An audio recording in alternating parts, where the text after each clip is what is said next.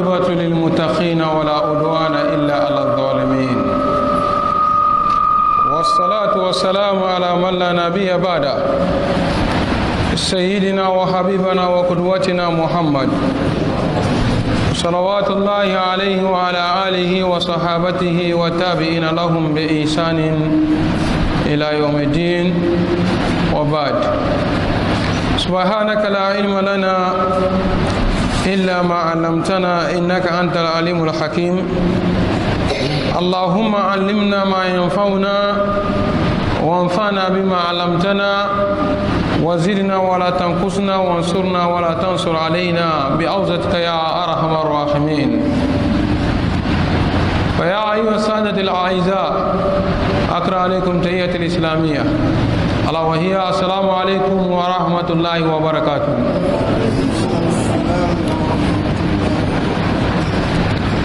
La louange appartient à Allah subhanahu wa ta'ala. Allah subhanahu wa ta'ala qui a promis une meilleure destination, c'est-à-dire le paradis aux pieux, ceux-là qui craignent plus Allah subhanahu wa ta'ala. Allah dit qu'il n'a pas d'ennemis sauf ceux-là qui ont été injustes envers eux-mêmes. Nous avons prié le salut d'Allah sur le prophète Mohammed sallallahu alayhi wa sallam, sur sa famille, ses compagnons, ceux qui ont suivi, ceux qui suivent, ceux qui suivront après nous le droit chemin jusqu'au jour de la rétribution. Et après ça, chers frères en islam, frères en Dieu, je vous adresse la salutation fraternelle, la salutation des gens élus du paradis qui n'ont autre que la paix, la miséricorde et la bénédiction d'Allah soit sur vous.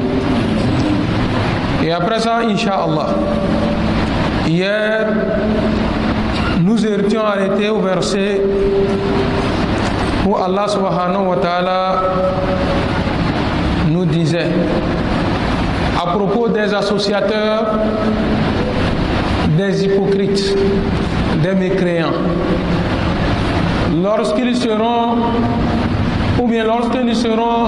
réunis tous devant Allah subhanahu wa ta'ala pour le jugement dernier, et que Allah subhanahu wa ta'ala va alléger le compte des croyants et musulmans, et que pour les associateurs la situation devient difficile pour eux, ils diront que nous ne sommes pas des associateurs. Seulement nous avons nié aux paroles d'Allah subhanahu wa ta'ala. Et Allah subhanahu wa ta'ala disait, regardez la manière dont eux-mêmes nient ce qu'ils ont dit auparavant. Et ce qu'ils avaient comme association à Allah subhanahu wa ta'ala, tout a disparu, ils n'ont plus rien à côté d'eux. Aujourd'hui, nous allons quitter sur le verset où Allah subhanahu wa ta'ala veut nous dire le secret des associateurs, des mécréants de la Mecque. Et tous mécréants. C'est leur même manière partout. Puisque ils n'ont pas cru au prophète sallallahu alayhi wa sallam. Ils n'ont pas accepté sa prophétie. Mais lorsqu'ils viennent lire le Coran, ils sont là, ils se cachent pour écouter la lecture du Saint-Coran. C'est ce que Allah subhanahu wa ta'ala va nous dire dans ce verset quand nous allons démarrer. Cela.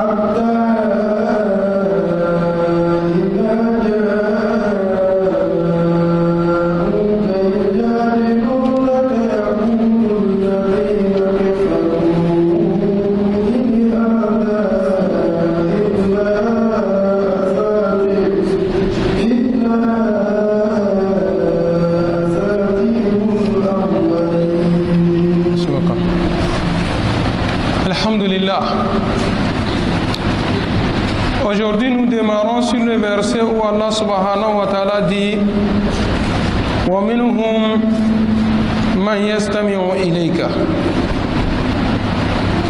Il en est ceux qui t'écoutent lorsque tu récites le Coran. Ils ont renoncé, ils ont refusé, ils ont nié la prophétie du prophète Mohammed sallallahu alayhi wa sallam. Ils ont tout rejeté. Ils ne croient pas. Mais lorsque le prophète sallallahu alayhi wa sallam récite le Coran, ils viennent écouter. Et Abu Jahal, son nom, ce n'est pas Abu Jahal, c'est Amr. Amr est son nom. Abu Jahal,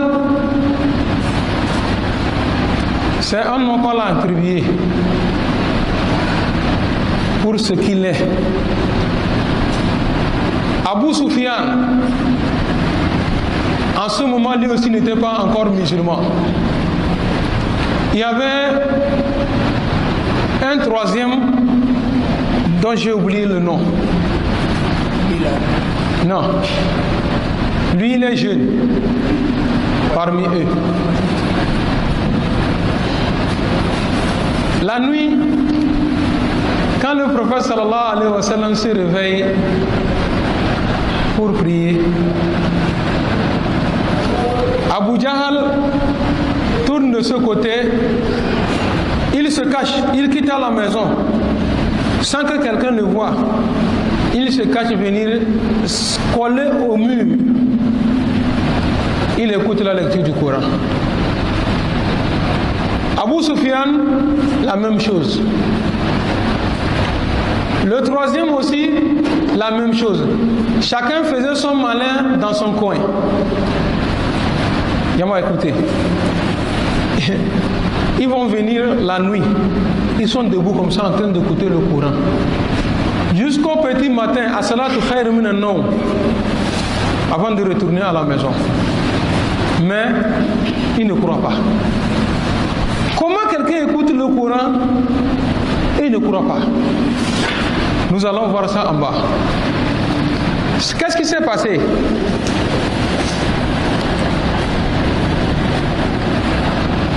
Une fois ils ont terminé d'écouter, Abu Jahal veut s'échapper, rentrer à la maison. Abu Sufyan, la même chose. Et leur troisième aussi, c'était la même chose. Ils se sont croisés à un point. Celui-ci demande à celui-ci, à l'autre, tu cherches quoi ici? L'autre dit, tu cherches quoi ici? C'est là Abu Jahal, c'était le patron. Quand on dit Zouama en Quraysh, c'est les têtes ça, à la Mecque.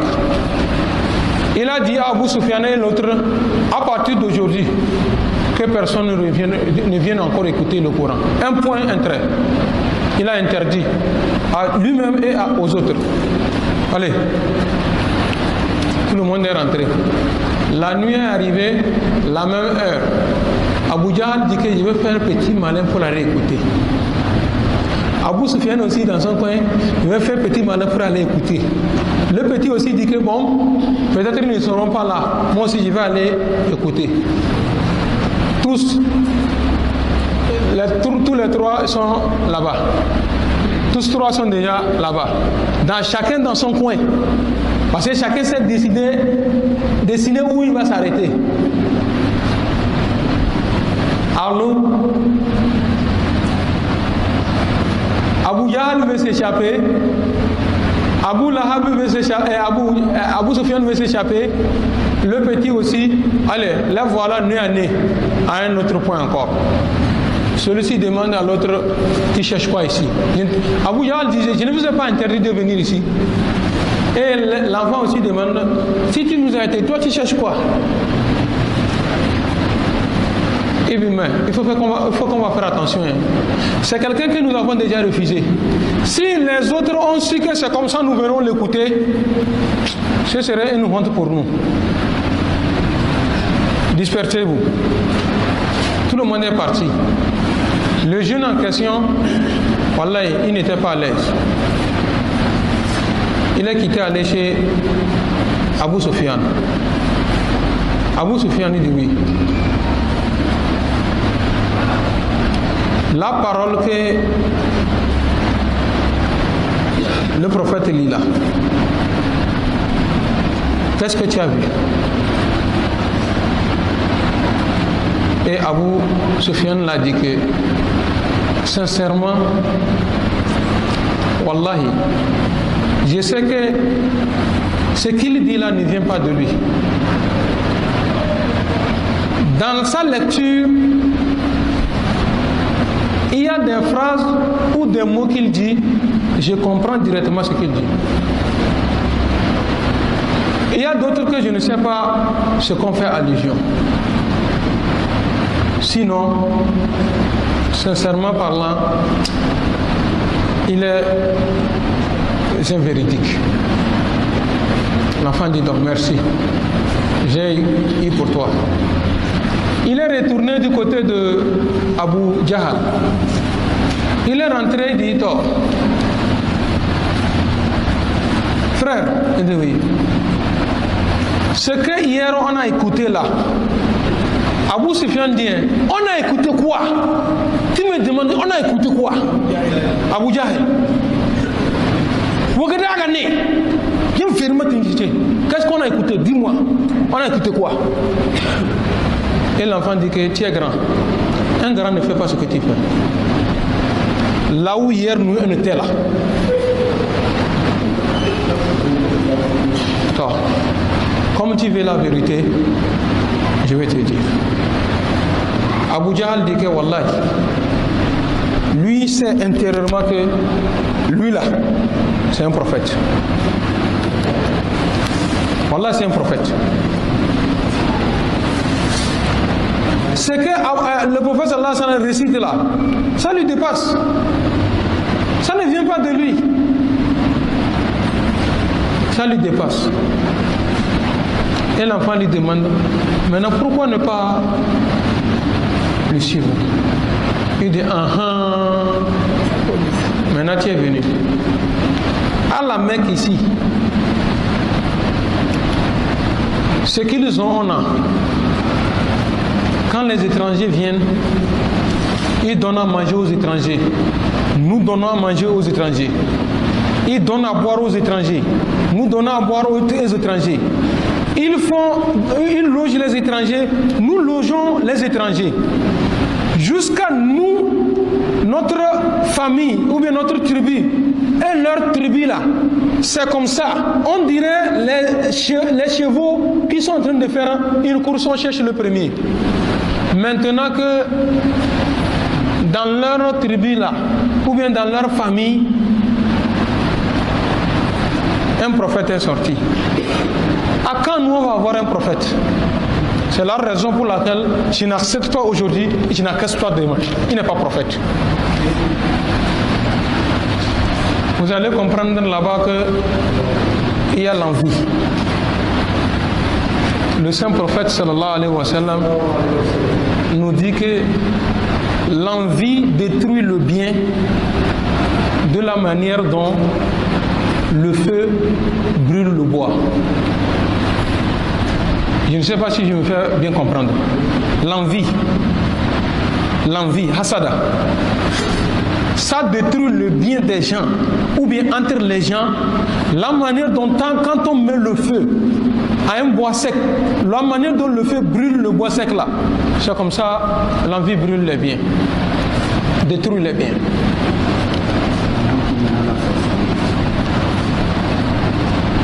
Et l'envie, il est plus tranchant que les talismans. Quelqu'un peut appeler ton nom, attaché. Il peut prendre ton nom, amener chez le marabout. Inch'Allah, avec les azkar, massa et soba qu'il fait là, ça ne peut pas t'arriver. Mais l'envie, en une minute, c'est déjà fini. Et ça marche propre. L'envie peut détruire tout. C'est pourquoi le prophète Mohammed sallallahu alayhi wa sallam nous dit de faire toujours chercher la protection auprès d'Allah subhanahu wa ta'ala contre l'envieur lorsqu'il veut m'envier ou bien lorsqu'il m'envie. Dieu, protège-moi lorsque l'envieur veut m'envier, protège-moi. Comment Allah subhanahu wa ta'ala va te protéger? Lorsqu'il vient pour t'envier auprès de quelqu'un, te gâter auprès de quelqu'un, Dieu lui fait voir la vérité et tout ce qu'il va dire là, lui, ça rentre par ici, ça sort par l'autre côté. Mais si Dieu n'a pas exaucé ta prière, wallah, c'est déjà dans ta main comme ça qu'on va retirer. Quand on parle de la sorcellerie, c'est ce que mon malam me dit ici. Sorcellerie, ce n'est pas quitté à quelque part. Hein. C'est dans l'envie là. Pourquoi celui-ci?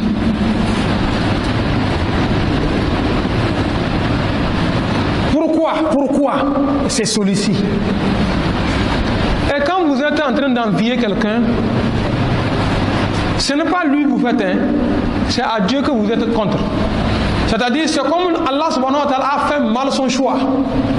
Normalement, ce n'est pas lui. Si ce n'est pas lui, c'est qui? Et on nous rappelle que l'envie se répartit en trois. Premièrement, il y a un envieur. Lui, il envie qu'on arrache chez quelqu'un, on va lui donner. Tu es chauffeur, je suis chauffeur. On a acheté une voiture, on a donné à telle personne. Maintenant, je vais voir le patron.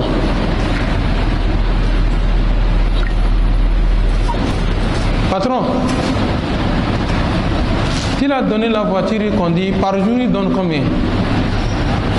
Il dit par jour il m'amène 5 000. Il va dire au patron que patron, wallah, il te tue. Si c'était moi, je peux t'amener 10 000 par jour. Pourquoi lui a acheté la voiture? C'est pour gagner de l'argent, non? 5 000 et puis 10 000. Toi, tu choisis quoi? Le soir, quand lui vient faire le compte de 5 000 maintenant, le patron dit amène les clés. Le patron, il y a quoi? Il dit je donne les clés. Il prend les clés, il dépose. Le lendemain matin, tu vois ton ami là, ou bien ton collègue là, tu le vois avec la même voiture en train de travailler. Et puis Dieu ne dort pas. Hein. Quand il va prendre la voiture, Allah subhanahu wa ta'ala va le suivre. Premier jour, 30 000. Il vient faire compte de 10 000, ça reste 20 000 mais en poche. Deuxième jour, 50 000. Il enlève 10 000, donc il prend 40 000 mais en poche. C'est comme ça. Première semaine là, Allah subhanahu wa ta'ala va lui sourire propre. Après la première semaine, deuxième semaine, maintenant il sort. 1000 francs même il ne gagne pas. Ce qu'il avait mis comme garantie là, c'est dans ça qu'il vient faire le compte. Parce qu'il ne veut pas qu'on va arracher la voiture. Il prend ce qu'il avait mis là, donné. Ça ne gagne pas de travail. Ce qu'il a mis là, ça finit. Maintenant, taxi, passager, ça devient taxi bagage. Il faut aller dans la brousse, transporter de gros sacs pour gagner 10 000 payés. 2 jours, 3 jours, la voiture est déjà gâtée. Et maintenant, tout le monde est là. Le propriétaire n'a pas eu son argent. Lui-même, il n'a pas eu ce qu'il veut. L'autre qu'il a fait, il a envié, on a arraché. C'est la première partie d'envie, ça. Deuxième partie d'envie. Chez nous, on témoigne dit, elle y était dit. Mais c'est aide. C'est pas que lui-même il fait ça pour lui. Hein. Non. Il n'a pas besoin de ça. Il n'a pas personne, il n'a pas quelqu'un dans la famille qu'on dit qu'il est chauffeur, donc il vient envier, on va arracher une voiture pour lui donner, il va donner à son petit frère ou bien à son oncle. Non. Personne dans la famille est chauffeur. Lui-même, il n'est pas chauffeur. Il va aller envier l'autre. On va arracher la voiture du posé. Lui sort, il est assis, l'autre aussi sort, il est assis, et puis c'est fini, la vie continue.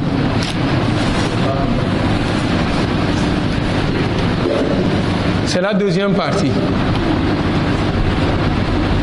Troisième partie, Ça, même moi, je vais le faire. Toi aussi, tu vas le faire. Et cette envie est autorisée en islam. Un homme à qui Allah subhanahu wa ta'ala a donné une richesse, il a l'argent. En moment on dit les biens d'âme, il y en a. L'argent qu'il a là, c'est son argent, il prend pour faire le bien. Ramadan est arrivé, on est en train de faire tafsir, vous voyez quelqu'un, il est rentré comme ça en même temps, il regarde comme ça. Il sort, après tout revient avec des enveloppes. Toi prends. Les gens vont arrêter d'écouter tafsir pour prendre les enveloppes. N'est-ce pas? Ça ne s'arrête pas là. Le soir, on amène de la nourriture. La mosquée où on a besoin de notes, c'est son argent qui fait ça. Là où on a besoin de micros, c'est son argent qui fait ça. Et quelqu'un est assis et dit que, oh, si j'avais l'argent comme telle personne, j'allais faire comme lui, ou bien j'allais faire mieux que lui. C'est des envies qu'on a besoin. Ou bien une personne à qui Allah subhanahu wa ta'ala a donné la connaissance. La récitation du Saint-Coran, quand il lit le Coran, il n'y a pas deux. On l'envie. Tout le monde l'envie pour qu'on dise que c'est lui, ou bien c'est son enfant qui est en train de lire à la place de celui-ci. C'est les deux parties où on a autorisé l'envie. Et là-bas, on n'a pas demandé à ce qu'on cherche le mal de l'autre. Pour terminer, je vous rappelle que à qui Allah subhanahu wa ta'ala a fait don d'une chose et que vous voulez, vous avez besoin de la même chose, ne cherchez pas le mal de la personne, mais adressez votre prière à Dieu. Allah subhanahu wa ta'ala, tu as donné à telle personne, Dieu, il faut augmenter pour lui. Et donne-moi ce que lui a aujourd'hui. Il faut chercher que lui est en haut pour que toi tu suis. Mais toi tu ne veux pas ça, tu veux que tu es en haut de lui là. Ou bien ça n'a qu'à tomber ce qu'il tient là.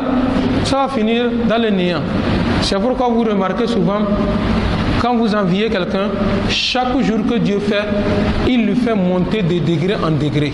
Pendant que vous chutez de degré en degré aussi. C'est fini. C'est la loi de la vie. Qu'Allah subhanahu wa ta'ala nous assiste. C'est ce que Abu Lahab et Abu Jahl avaient fait. Et finalement, avec cette envie, Allah subhanahu wa ta'ala a fait que Abdullah ibn Mas'ud l'a tué dans la bataille de Badr. Et Abu Jahl, son nom que vous attendez, Abu Jahl, Amr là. Le prophète sallallahu alayhi wa sallam dit que chaque communauté a un pharaon. Et le pharaon de ma communauté, c'est Abu Jahl. Quand on appelle son nom, on prie la bénédiction sur lui. Allah subhanahu wa ta'ala dit que wa minhum man yastami ilayka. Il en est ceux qui t'écoutent lorsque tu récites le Coran. وَجَعَلْنَا عَلَى قُلُوبِهِمْ أَكِنَّةً أَنْ يَفْقَهُوهُ.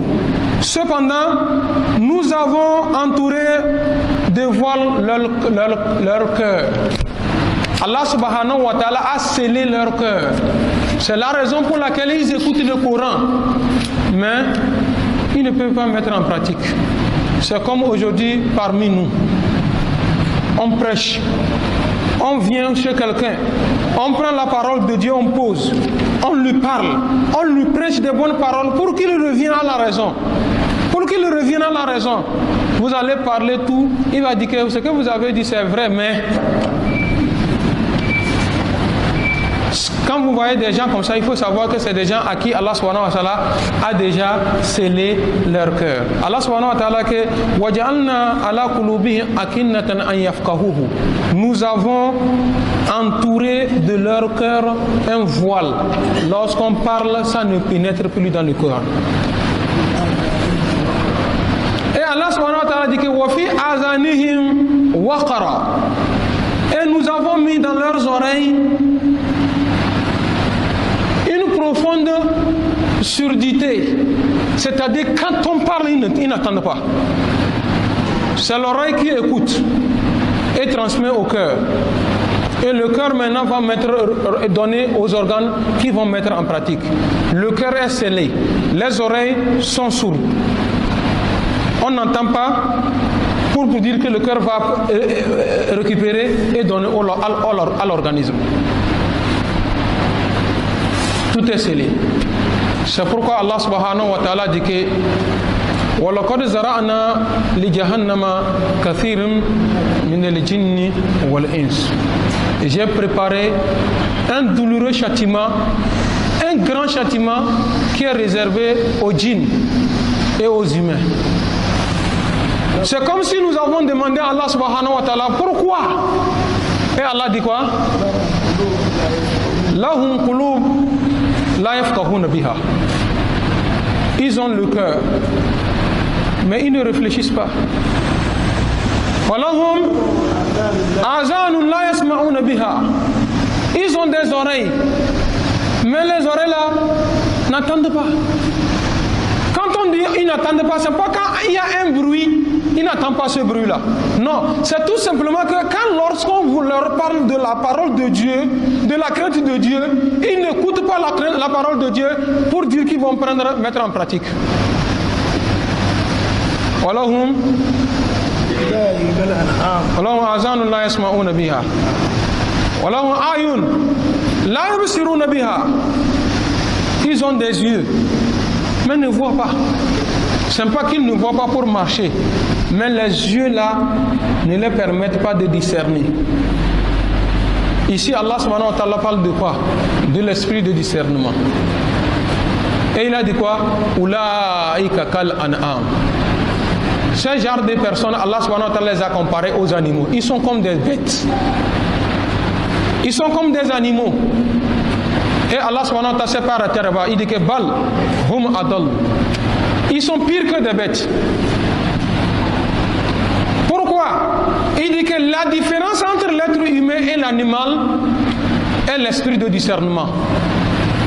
Et si l'homme a l'esprit de discernement et qu'il ne peut pas faire la différence des choses, connaître la vérité et suivre, savoir le noir et connaître le blanc, le jour et la nuit, donc ce n'est pas la peine. Ce n'est pas la peine. Allah subhanahu wa ta'ala nous a dotés de l'esprit de discernement pour faire la différence des choses. Qu'Allah subhanahu wa ta'ala nous assiste. Wa fi azanihim waqr. Nous avons mis une profonde surdité dans leurs oreilles. Ils n'attendent pas.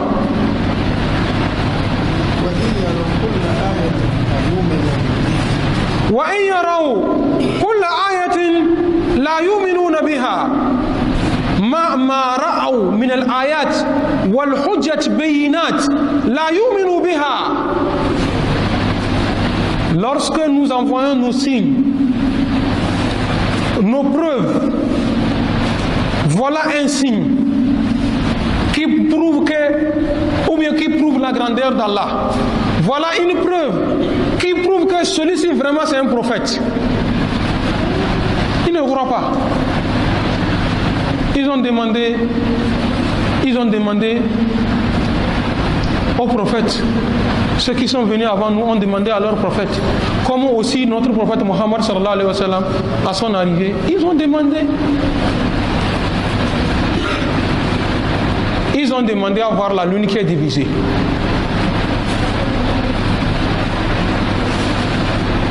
Ils veulent voir la lune en deux parties comme ça. Allah subhanahu wa ta'ala a fait de son miracle.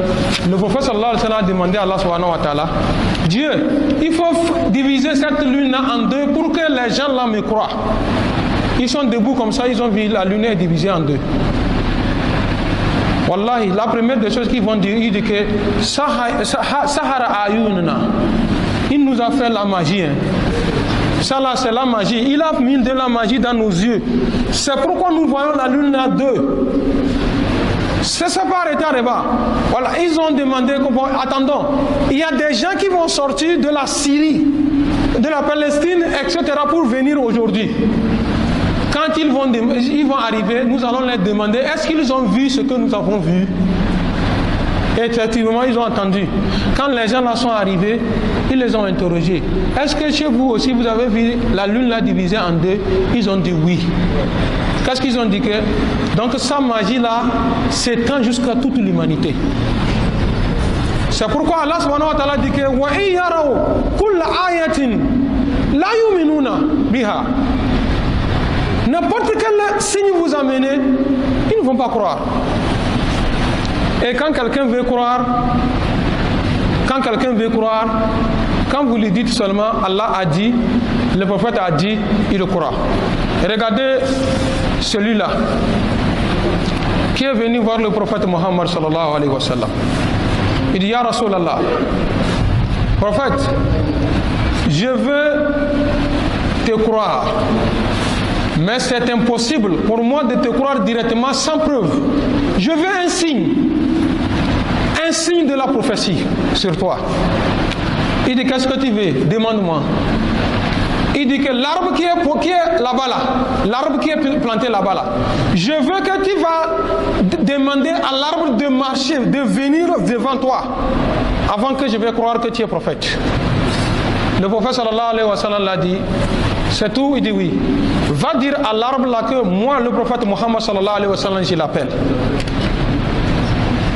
Il est allé devant l'arbre, il dit que toi l'arbre, le messager d'Allah subhanahu wa ta'ala t'appelle. L'arbre s'est déraciné. L'arbre marchait sur ses racines comme ça jusqu'à venir devant le prophète Muhammad sallallahu alayhi wa sallam. Il a regardé, il a observé, il a cru. Il dit que le prophète sallallahu alayhi wa sallam, ashhadu an la ilaha illallah wa annaka rasulullah. Il s'est converti en islam. Il dit que prophète, je crois maintenant. Maintenant, dis à l'arbre de retourner à sa place. Il dit que toi-même, dis-lui que je lui dis de retourner à sa place. Il a dit à l'arbre, le prophète sallallahu alayhi wa sallam t'ordonne de retourner à ta place. L'arbre est retourné, s'est raciné à sa place. C'est pourquoi un poète a écrit une poésie glorifiant le prophète Muhammad sallallahu alayhi wa sallam. Oh, toi le prophète, qui Allah subhanahu wa ta'ala t'a donné ce pouvoir-là.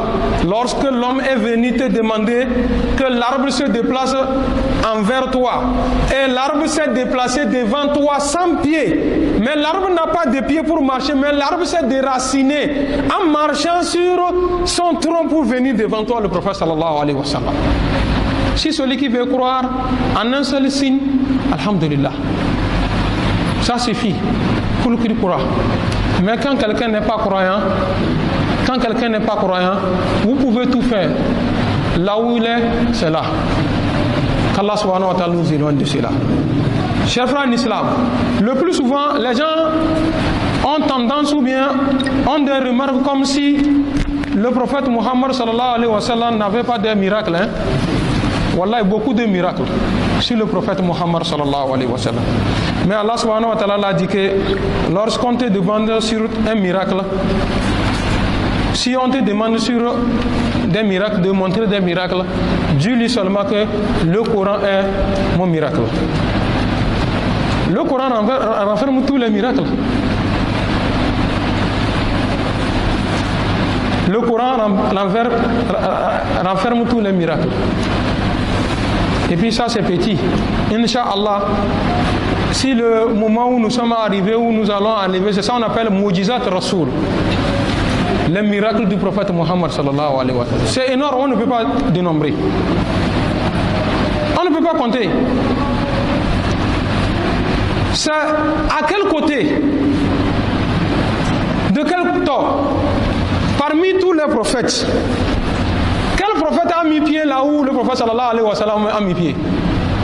Voilà, le prophète sallallahu alayhi wa sallam a mis pied là où, depuis la création de toutes choses, un ange n'a pas encore mis pied, le prophète sallallahu alayhi wa sallam a mis pied là-bas.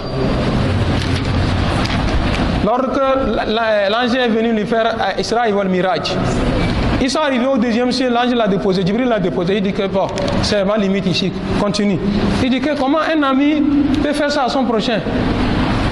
Il dit que depuis que Dieu m'a créé, je n'ai jamais franchi cette ligne-là. Si je m'hazarde à dépasser la ligne-là, Dieu seul sait ce qui va m'arriver. Continue seul ton chemin. Le prophète sallallahu alayhi wa sallam est allé devant Allah subhanahu wa ta'ala. C'est un miracle. Parmi les miracles du prophète Muhammad sallallahu alayhi wa sallam. Si nous allons retourner dans des miracles, Inch'Allah, nous allons passer tout le temps ici. Inch'Allah. Devant encore, il y a des versets qui portent sur les miracles et les signes d'Allah subhanahu wa ta'ala ou bien du prophète Muhammad sallallahu alayhi wa sallam. Nous allons les citer, Inch'Allah. Allah subhanahu wa ta'ala dit que Hatta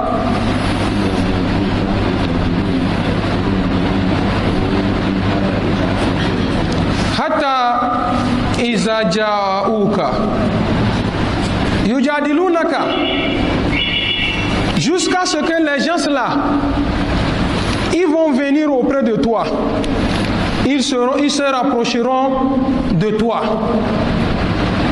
et quand ils viennent devant toi, ils engagent une discussion, yujadilunaka, une discussion entre toi et puis eux. يقول الذين كفروا إن هذا إلا أساطير الأولين. Quand ils sont en train de discuter avec toi, ils demandent ça, tu amènes des raisons. Ceci là, voilà les arguments. Ceci là, voilà des miracles. Ceci là, voilà des signes. Ce qu'ils vont dire parmi eux, ceux-là qui ont mécru, ce qu'ils vont dire, ils disent que ça là, ce sont des légendes anciennes. In huwa illa asatirul awwalin. C'est des légendes anciennes. C'est pourquoi Allah subhanahu wa ta'ala les a lancé un défi. Si c'est des légendes, comme vous le pensez, vous aussi, envoyez des légendes comparables à ceci. Dans une sourate, Allah subhanahu wa ta'ala dit que vous les humains, ainsi que les djinns, rassemblez-vous pour faire un commun accord et faites un effort, m'envoyer un seul verset qui ressemble à celui du Coran. On peut trouver.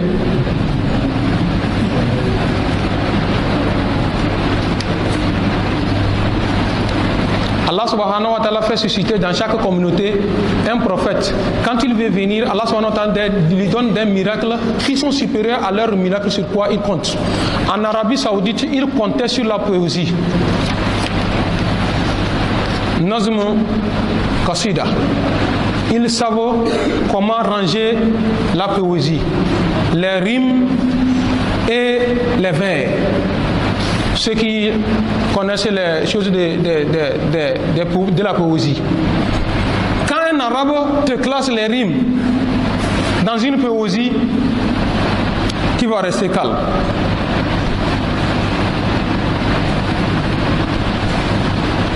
Mais Allah subhanahu wa ta'ala, quand il voulait envoyer le prophète sallallahu alayhi wa sallam, il a donné le miracle du Coran. Quand il lit le Coran, quelqu'un peut lire une poésie, ça ne te touche pas. Mais wallah, quand Allah subhanahu wa ta'ala a envoyé le Coran, même le mécréant, quand il lit le Coran, ça le touche jusqu'au cœur. C'est pourquoi à la Mecque, le jour où le prophète sallallahu alayhi wa sallam avait lu surat al-Najm, la fin de surat al-Najm, il disait Afa bihaz al-hadith ta'jaboun wa tadhakuna wa la tabukuna wa antum samidun fasjudu lillah. Quand il a dit fasjudu lillah wa abuduhu, Abu Lahab, tout le monde, Abu Jahl, tout le monde s'est prosterné ce jour-là. Ils ne savaient pas à quel moment ils sont par terre. Tout le monde s'est prosterné. En ce moment, il y a une partie des hommes qui sont déjà en Éthiopie, chez Najashi, en Abyssinie. Ils s'étaient réfugiés là-bas. Les commerçants qui ont vu les gens de la Mecque, à cette sourate, tout le monde s'est prosterné, sont retournés, ils ont informé aux gens de l'Éthiopie que, alhamdulillah, toute la Mecque s'est convertie en islam. Ils sont revenus. Déjà, c'était le pire même qui va commencer. C'est à partir de là que l'Égypte est venu. En 622, le prophète sallallahu alayhi wa sallam, Allah l'a ordonné de quitter la Mecque pour Yatrib, actuelle Médine. Ay balagu min al-takdhib wal makabira إلى أنهم إذا جاءوك مجادلين يقولون عن القرآن ما هذا إلا خرافات وأباطيل الأولين. Ils ont été têtus jusqu'à ce qu'ils viennent discuter avec toi à propos du Coran. Et quand ils lisent le Coran, ils ne font que dire que non, ce ne sont que des légendes anciennes, des paroles que des vieux ont écrites, posées avant lui. Pour la petite histoire, lorsque Abu Sufyan et quelques têtes sont allés chez le roi Négus, il y avait un roi à qui le prophète Mohammed sallallahu alayhi wa sallam avait fait un message. Il a fait une lettre comme ça, l'envoyer. Min Muhammad ila Arkal. Assalamu alaikum. Al-salamu ala mani taba huda. Il dit que cette lettre est de Muhammad sallallahu alayhi wa sallam au roi Négus. Que la paix de Dieu soit sur celui qui a cru. Et il a dit dans cette lettre-là, convertis-toi en islam, soumets-toi en islam et tu auras des récompenses. Voilà que ajrayn. La récompense de ce que tu tenais le christianisme et la récompense de l'islam. Quand le roi Négus a pris la lettre, il a gardé. Il a envoyé des gens d'aller au marché voir si on ne peut pas trouver des gens venant de la Mecque. Effectivement, ils sont arrivés au marché, ils ont trouvé la caravane d'Abu Sufyan. Il les a appelés que le roi vous cherche. Tout le monde est arrivé dans le palais du roi. Le roi Négus a demandé, vous tous ici, vous connaissez celui qu'on appelle Mohammed sallallahu alayhi wa sallam? Ils disent oui. Il est de la Mecque. D'accord. Parmi vous, qui est le plus proche de Mohammed sallallahu alayhi wa sallam? Abu Sufyan a levé la main. Il dit, vous êtes proche comment? Il dit, c'est mon neveu. C'est le fils à mon frère. Il dit que oui. Toi, je vais t'interroger, viens. Abu Sufyan s'est avancé, il est devant lui. Qu'est-ce que tu peux me dire de Mohammed? Prophète sallallahu alayhi wa sallam. Donne-moi quelque chose de lui. Il dit que Mohammed sallallahu alayhi wa sallam était un bon enfant. C'est un bon homme. Jusqu'à nous-mêmes, nous l'avons nommé Al-Amin à la Mecque. Ce qui nous a opposé, actuellement ce qui nous oppose, c'est qu'il dit qu'il est prophète. C'est ce qui nous oppose. D'accord. Mohammed là, il dit oui. Avant lui, parmi ses parents, il y avait quelqu'un qui était roi. Il dit non.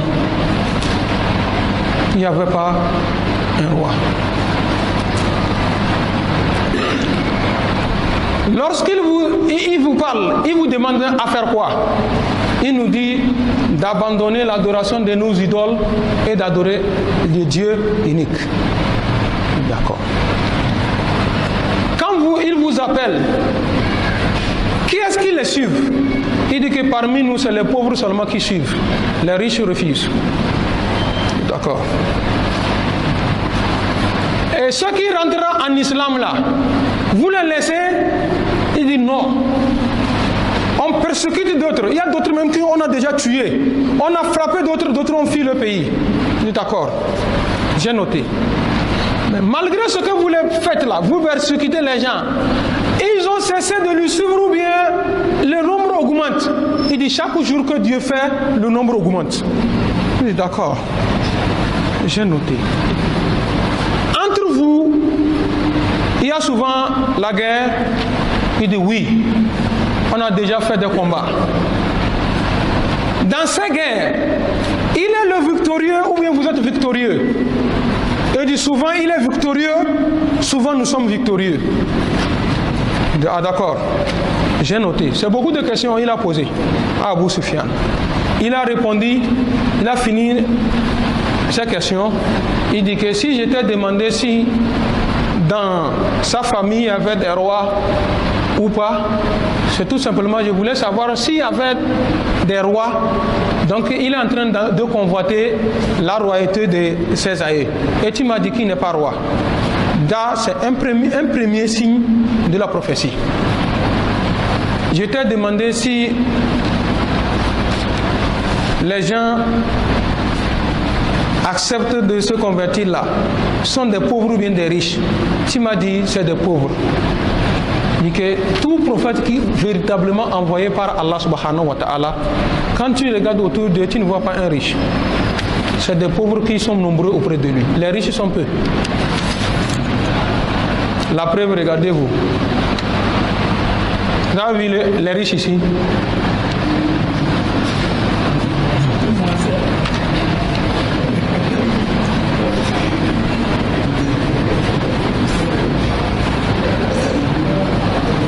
On ne va pas aller loin pour chercher les preuves. C'est à côté. Ce n'est pas seulement ici. Ce n'est pas seulement ici.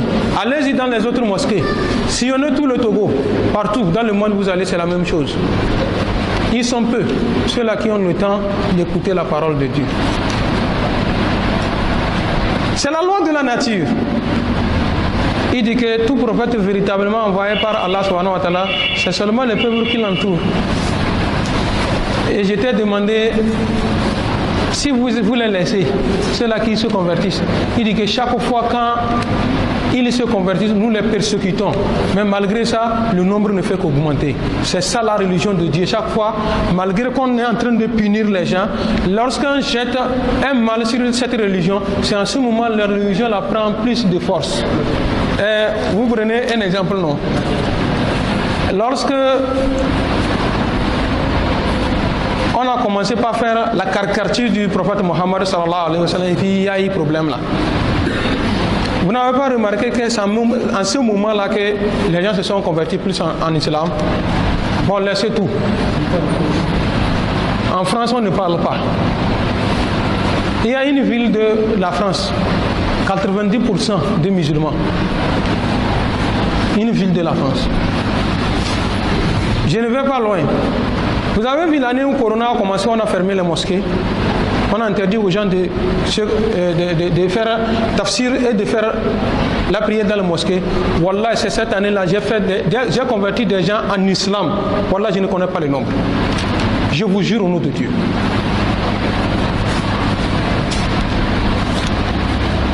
Allah subhanahu wa ta'ala dit que yuriduna liyutfi'u nur Allah wallahu mutimmu nurihi walau kariha al-kafirun. Il cherche à éteindre la lumière de Dieu. La lumière ici, c'est l'islam. Des lois qu'on vote partout dans le monde aujourd'hui. Wallah, il ne faut pas penser que c'est pour quelque chose. C'est dans l'intérêt de détruire l'islam, c'est tout. C'est tout. C'est dans ces efforts-là qu'on a donné droit à la femme. Droit de la femme. Dans la Bible, j'ai dit dans la Bible, je ne dis pas dans le Coran. Dans la Bible top, il est formellement interdit chez les catholiques à une femme de lever sa voix à l'église. Il dit que c'est dans 1 Corinthiens 11. C'est dans 1 Corinthiens 11. C'est le verset qui m'échappe. Dans 1 Corinthiens 11, pour ceux-là qui ont de la Bible, parlant de la voile. Oui, de la voile ou bien le voile.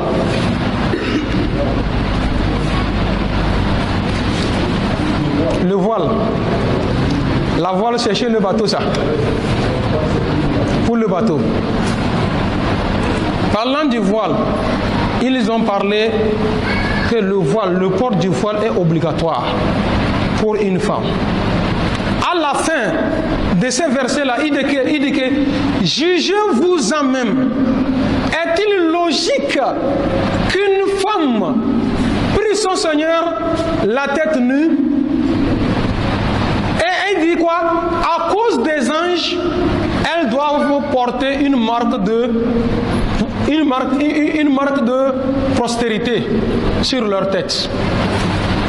Si une femme va prier tête nue, il dit qu'il vaut mieux qu'elle se rase la tête. Et il a dit que c'est injurieux qu'une femme se rase la tête. Ça veut dire quoi? Le port du voile doit être obligatoire. Aujourd'hui, il faut aller n'importe où. Quand la femme porte le voile, même à l'école entre les élèves, il faut voir comment la fille là est maltraitée. Aujourd'hui, quand vous portez la barbe, d'un pas à l'autre, on t'appelle Boko Haram, djihadiste.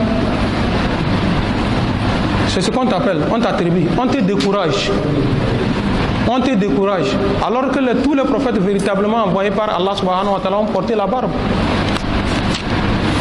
Le prophète Muhammad, il dit que Alhamdulillah, allazi zayyana ar-rijal billah. La louange appartient à Allah subhanahu wa ta'ala qui a orni les hommes par la barbe. Raser la barbe, celui qui rase la barbe, athim. C'est péché. Attends.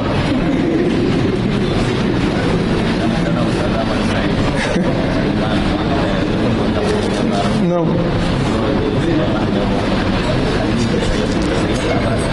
Non. Nous étions en classe. C'était en première, hein? Le collègue me rappelle. Nous avons un frère. À chaque 3 jours,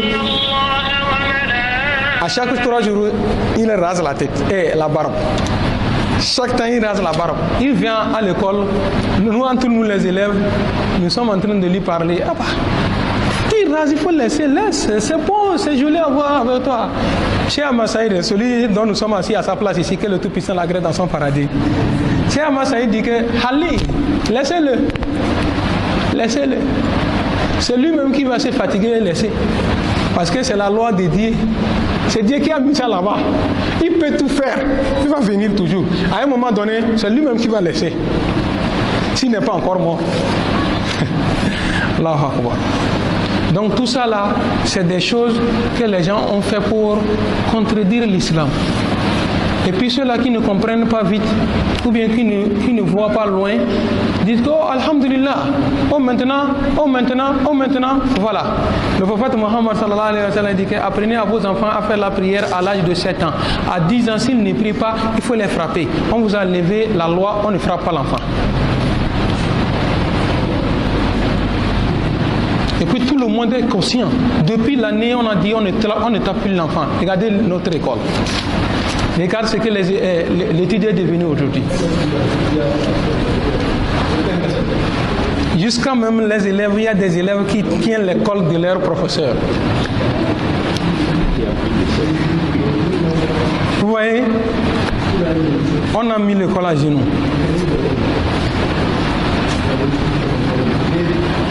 En toute sincérité, l'enseignant ne frappe pas l'enfant pour le plaisir. Nous, on a fréquenté, on a bossé certaines choses à cause du bâton. Ce n'est pas que pour connaître. C'est à cause du bâton. Tu sais que si tu ne mets pas, on va te taper. Non, à cause de ça, tu mets. Voilà, j'ai des sujets, des tests en entier qui sont ancrés dans la tête ici. J'ai des tests que moi j'ai mémorisés depuis la classe de CM2. Voilà, je vous jure au nom de Dieu, jusqu'à présent, c'est là-bas. Quand tu veux, je vais te verser ça.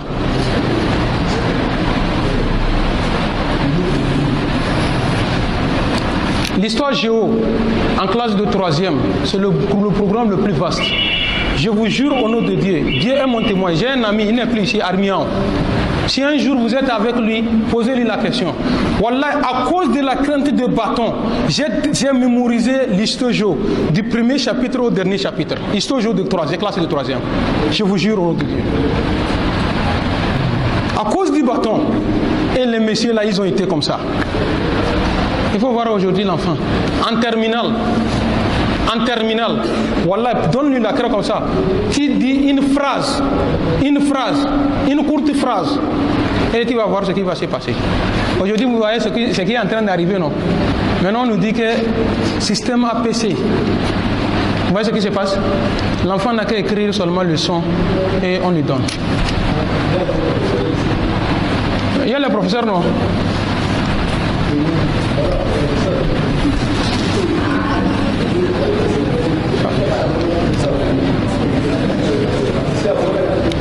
Et ce qu'on est là, qu'Allah subhanahu wa ta'ala nous assiste. C'est des erreurs. Qu'Allah subhanahu wa ta'ala nous assiste. Avant souhait,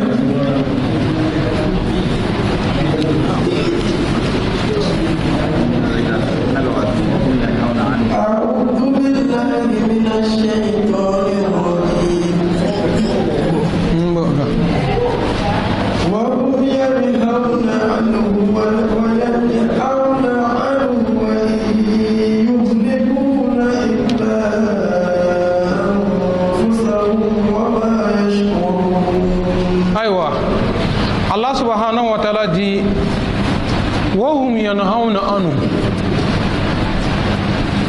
وَيَنْهَوْنَ عَنْهُ. Ils empêchent les gens de s'approcher du prophète Mohammed sallallahu alayhi wa sallam. Lui, il a refusé. Il ne croit pas. Il ne veut pas écouter la lecture du Coran. C'est comme ça, il empêche aussi les autres d'écouter la lecture du Coran.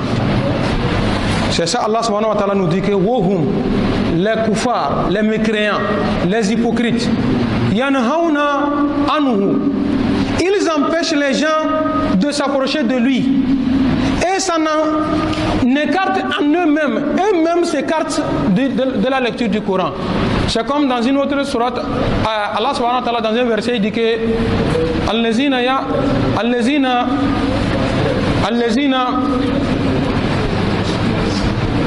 الذين يأمرون بالبخل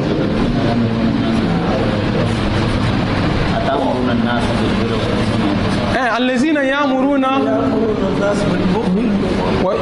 الذين يبخلون ويأمرون الناس بالبخل. Il y a des gens, ils sont avares. C'est ça ici. Eux-mêmes ne veulent pas écouter. Et ils ne veulent pas que d'autres personnes aussi viennent écouter. C'est comme ça aussi des gens. Il est riche, il ne donne pas. Il ne veut pas que quelqu'un donne aussi. Une bonne personne, il se porte garant d'aider la mosquée, d'aider les pauvres. Lui s'oppose. Pourquoi tu vas faire ça? Hey, est-ce que c'est toi qui les as mis dans cet état? La mosquée, chaque temps, ils font la prière, ils prennent fils Abilillah. Ils ne veulent pas prendre dans fils Abilillah pour acheter les micros. Lui peut le faire.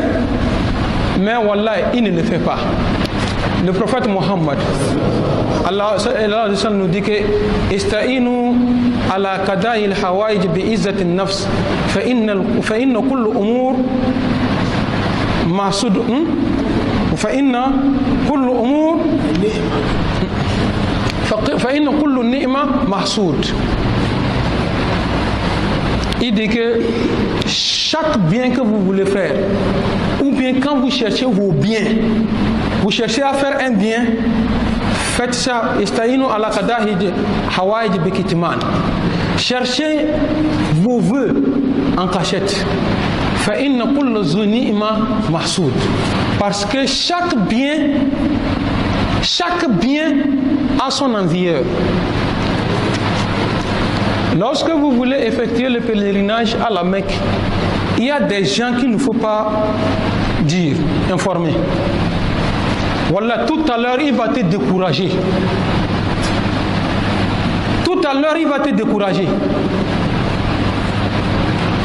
Quand vous voulez faire du bien à quelqu'un, faites-le. Le temps qu'il va savoir que vous avez fait du bien à quelqu'un, c'est déjà fait. Et il ne peut plus le retirer. Ou bien quelqu'un parmi vous ici peut me lever les doigts qui n'a jamais vu ça. Il a vu quelque chose auprès de quelqu'un et il a su que c'est toi qui l'as donné. Il vient te réclamer ça. Bien sûr, veille. Toi qui n'as pas vu quelqu'un pour donner, c'est celui-là à celui-là qui donne. Cher frère d'islam, plaise en Dieu, un miracle. Tu n'as vu personne pour donner à celui-ci. Toi, tu as déjà fait. Si tu n'avais pas encore fait,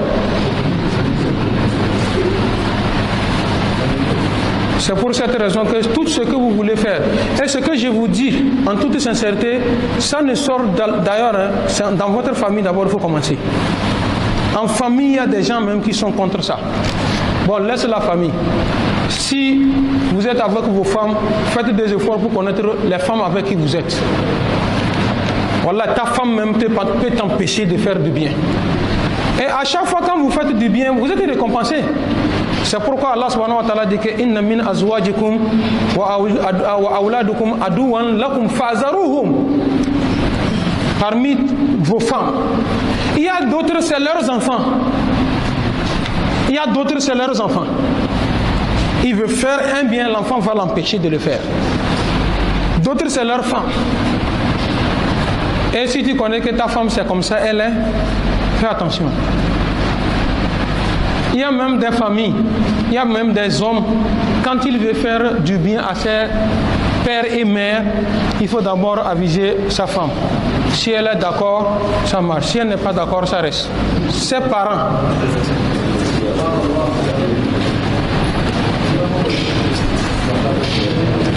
Frère en islam, si tu sais que ta femme c'est comme ça, elle est, fais attention. Fais-le sans la viser.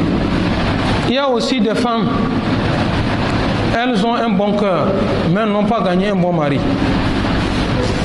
Quand la femme veut faire du bien, le mari l'empêche. Il est contre ça. C'est réciproque, vice versa. Tout ça là, que le Tout-Puissant nous éloigne de ça.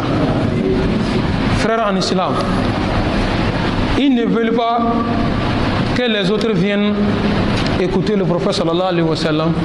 Eux-mêmes ne le veulent pas. Allah subhanahu wa ta'ala dit quoi? Wa in illa anfusahum. Aïwa. Allah subhanahu wa ta'ala dit que ce qu'ils sont en train de faire, ils ne font que faire du mal à eux-mêmes. Ils ne font que faire du mal à eux-mêmes. La fois dernière, j'ai reçu une vidéo là. Même si c'est la mise en scène, c'est une leçon pour nous. Il y a un patron qui est sorti voir son chauffeur qui était en train de laver sa voiture. Il était chaud. Il est arrivé, il a fait attrape niveau. Il dit, chauffeur, il dit oui. Wallahi, j'ai un enfant là, un petit, c'est un bon petit pour moi. Il fait des efforts, il lutte. Quand il le voit, c'est quelqu'un qui lutte. Voilà les clés. La voiture de derrière là, j'ai préconisé de prendre cette voiture là, lui donner. Et lui donner, il a donné la somme, j'ai oublié la somme, je ne vais pas dire la somme pour abuser. 500 000 hein, je vais lui donner 500 000 en plus. Il s'est arrêté comme ça, il dit que l'homme en question, avec 50 000, ça ne peut pas aller pour lui. Si tu lui donnes 50 000, c'est bon. Avec un vélo, lui aussi il va se débrouiller, c'est mieux comme ça. Il dit, tu es sûr? Il dit, sûr et certain. Tu es sûr? Sûr et certain. Il dit, d'accord. Lui, l'argent qu'il a déjà enlevé, il a remis dans la poche. Il a enlevé 50 000. Il l'a remis. Il dit, tiens, c'est à toi que j'ai pensé à ça. Donc tu vas enlever dans 50 000, aller t'acheter un vélo. Il a arrêté, il dit que patron, c'est déjà tard. C'est déjà tard. Chers frères en islam, ne faisons pas du mal. Surtout quand vous avez mis au monde des enfants, faites beaucoup attention. Parce que ce que vous êtes en train de faire, vous pouvez rattraper vos enfants dans le futur. Et retournons un peu dans la sourate Al-Kahf.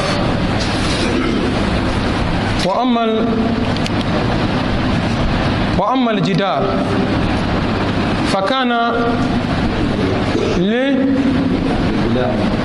لغلامين يتيمين في القرية وكان أبوهما صالحا.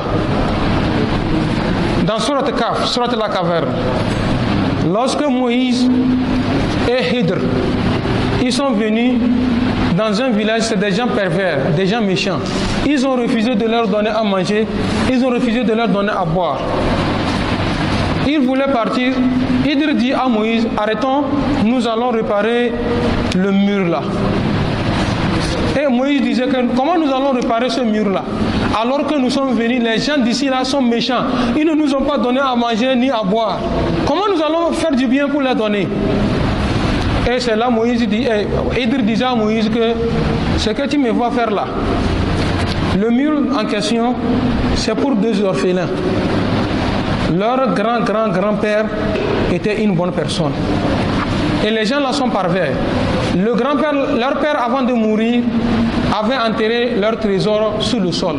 Si le mur là tombe, le trésor va sortir et les gens là vont ramasser, alors que les enfants là sont encore petits. Ils ne peuvent pas récupérer. Nous allons remonter, renforcer ce mur-là pour que ça puisse durer jusqu'à ce que les enfants là grandissent et récupèrent leur trésor. Vous allez remarquer que le bien là que les enfants là ont eu aujourd'hui, c'était le bien que leur arrière-père avait fait. C'est comme ça nous aujourd'hui. Ce que nous sommes en train de faire actuellement sur la terre ici là, voilà, nous le faisons pour nos enfants de demain. Et j'ai dit nos enfants, peut-être que ce n'est même pas les enfants ici là, ceux-là. Ce seraient les enfants à nos enfants. Peut-être 3e génération, 4e génération. Sur cette raison, les frères, je vous en prie, à chaque fois que nous voulons faire quelque chose de bien, faisons l'effort de le faire. Si nous voulons faire le mal, il faut réfléchir encore, 1 fois, 2 fois, 3 fois. Des chambres dans lesquelles nous dormons aujourd'hui sont construites par nos parents et nos grands-parents. Nos parents dorment dedans, nous les enfants aujourd'hui nous dormons dedans. C'est comme ça aussi, il y a des gens hier ont fait des choses, laissé l'encre indélébile. Aujourd'hui, il y a des noms de famille. Quand quelqu'un voit le nom là, il prend le dossier et déchire. Est-ce que l'enfant qui a postulé là, il est innocent? Est-ce que c'est lui qui a cherché? Mais qui a cherché? Aujourd'hui, qui récolte? Allah subhanahu wa ta'ala nous assure. Allah subhanahu wa ta'ala a dit que wa in yuhliku illa anfusahum wa ma yashkuruna. Tout ce qu'ils sont en train de faire reverse sur eux-mêmes, mais ils ne le savent pas. Ils ne le sentent pas. Ils ne savent pas que ce qu'ils sont en train de faire, ils l'engendrent pour eux-mêmes. Qu'Allah subhanahu wa ta'ala nous éloigne de cela. Inch'Allah, nous allons nous arrêter sur ces versets. S'il plaît Allah subhanahu wa ta'ala, demain, si nous sommes vivants et en bonne santé, nous allons continuer sur les autres versets. Qu'Allah subhanahu wa ta'ala nous assiste. Vous avez encore 15 minutes s'il y a des questions à poser.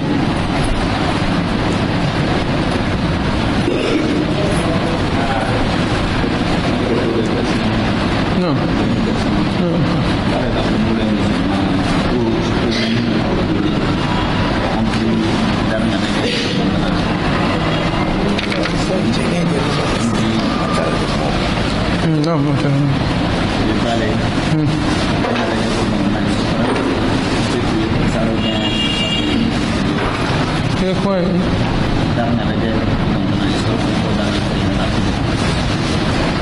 La question de notre frère, souvent dans nos prières, surtout chez nous en thème, on dit nous sommes tous malades, que le Tout-Puissant nous guérisse.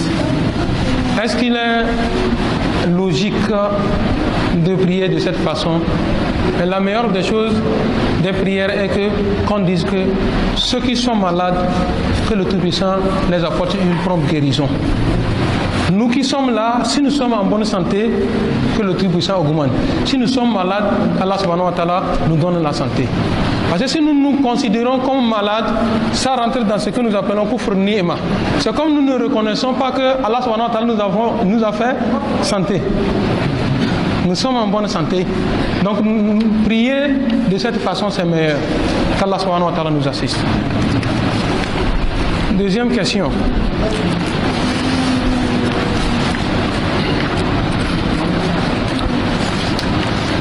Alors, nous avons un fidèle musulman qui a fait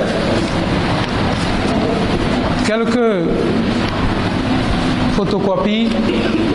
C'est des trucs qui nous parlent comment entretenir notre jeûne au mois de Ramadan. Et aussi comment réussir le mois de Ramadan. Dans ça, il y a des versets coraniques qui parlent du mois de Ramadan. Il y a des actes qu'il faut éviter quand on a jeûné, des actes que quand vous avez fait et que vous êtes en jeûne, on vous a autorisé, c'est toléré, des actes qui annulent carrément les jeûnes.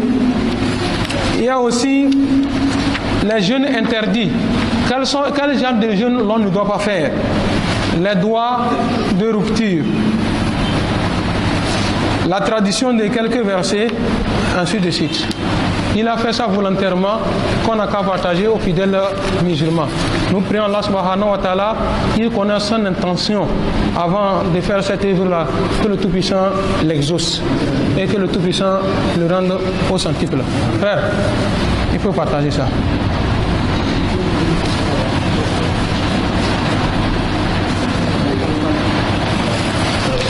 Non, non. Amin.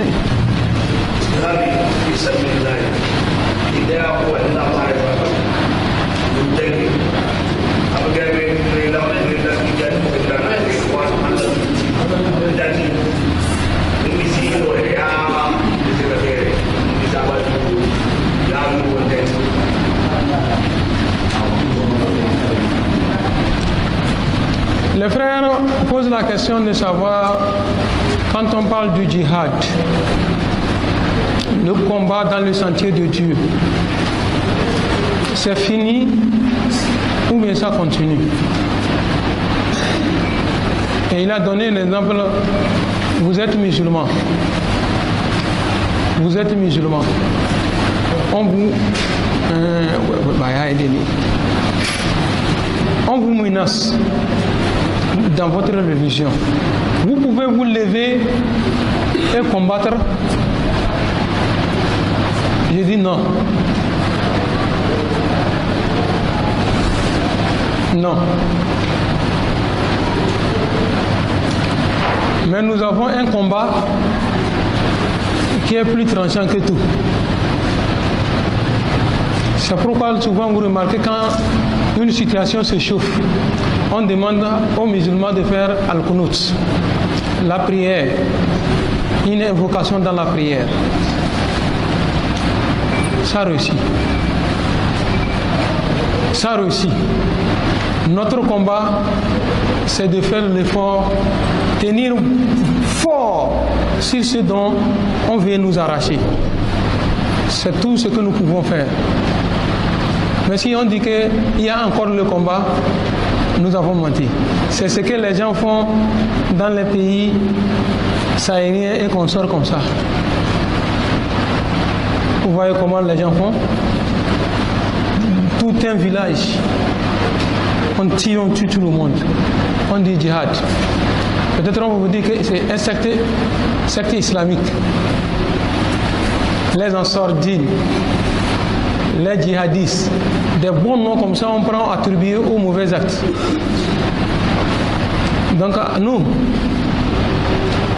vous n'avez pas ce droit-là. Allah subhanahu wa ta'ala nous assiste. Non.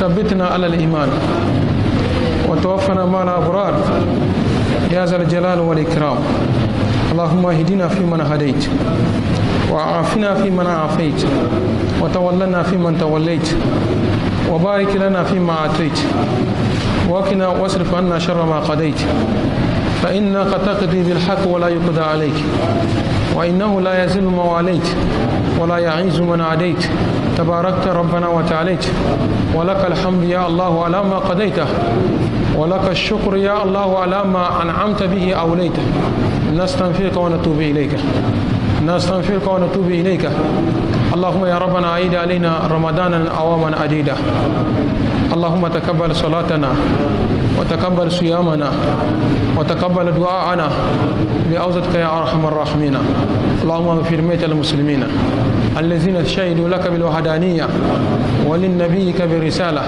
وماتوا على ذلك اللهم لا تدع لنا ذنبا إلا غفرته ولا هما إلا فريته ولا دينا إلا قضيته ولا مريضا إلا شفيته ولا ميتا إلا رحمته ولا مسافرا إلا سلمته ولا جائيا إلا أطعمته ولا عسيرا إلا يسرته ولا عيبا إلا سترته ولا عزوبا إلا زويته ولا متزوجا إلا باركته ولا متاجرا إلا ربحته ولا غنيا إلا باركته ولا فقيرا إلا أغنيته ولا أريانا إلا قصوته ولا حاجة من حوائج الدنيا ولا آخرة إلا قضيتها برحمتك يا أرحم الراحمين اللهم اعز الإسلام والمسلمين وأذل الشرك والمشركين ودمر أعداءك وأعداءنا أعداء الدين اللهم فقهنا في دين وعلمنا التأويل اللهم علمنا ما ينفعنا وانفعنا بما علمتنا وزدنا ولا تنقصنا وانصرنا ولا تنصر علينا بعزتك يا أرحم الراحمين وصلى اللهم على سيدنا محمد صلى الله عليه وسلم وعلى آله وصحبه الأخيار وسلم تسليما كثيرا سبحان ربك رب العزة عما يصفون